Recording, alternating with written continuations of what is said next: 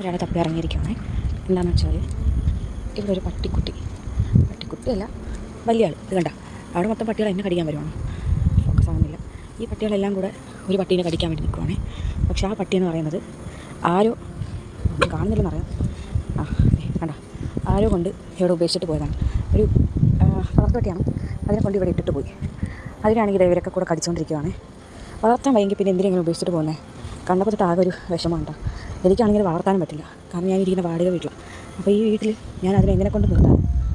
അതാണെങ്കിൽ കുറച്ച് ദിവസമായിട്ട് 2 ദിവസമായിട്ട് ഇവിടെ എവിടെയോ അതിനെ വിചാരിച്ച് ആരും മിസ് ചെയ്തതാണ്. പിന്നെ മനസ്സിലായേ ആരോ അതിനെ മനഃപൂർവ്വം കളഞ്ഞിട്ട് പോയതാണ്. അതിനിപ്പോൾ കാണാനുമില്ല. എനിക്കാണെങ്കിൽ വല്ലാത്ത സങ്കടം. ഇതാണ് ആൾ.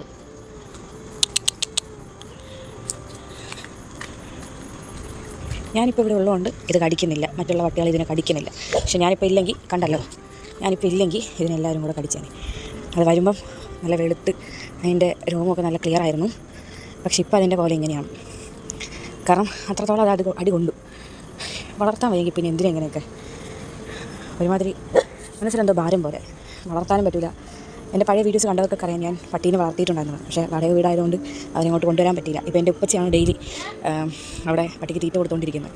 അപ്പം ഇതിനെ ഞാൻ എന്ത് ചെയ്യുമെന്ന് എനിക്കറിയത്തില്ല. അപ്പോൾ ആർക്കെങ്കിലും പട്ടി വളർത്താൻ താല്പര്യമുള്ളവർ തീർച്ചയായിട്ടും ഇതിനെ ദത്തെടുക്കാൻ പറ്റും.